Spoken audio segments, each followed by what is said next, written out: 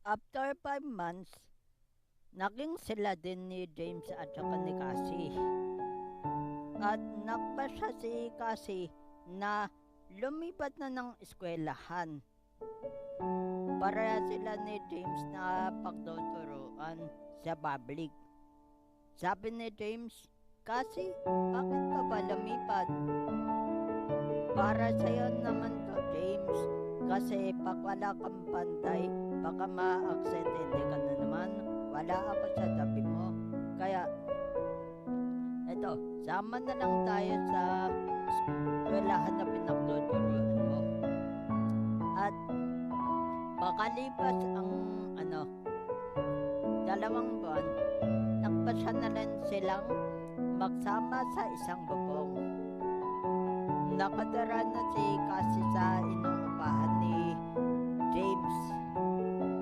At nagpaplano na silang magpakasal pag nakaipon sila.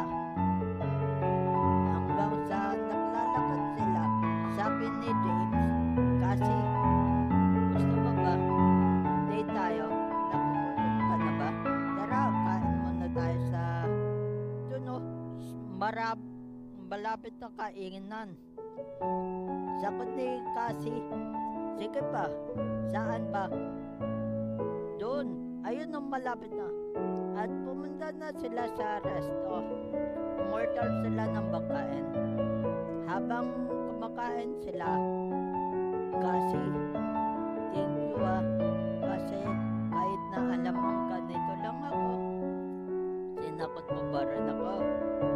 Kahit na makulit ako nung high school tayo, alam ko naman na pinagtsakaan mo ko nung high school tayo. At saka nung nalaman mo na may gusto ako sa'yo, di mo ko iniwasan.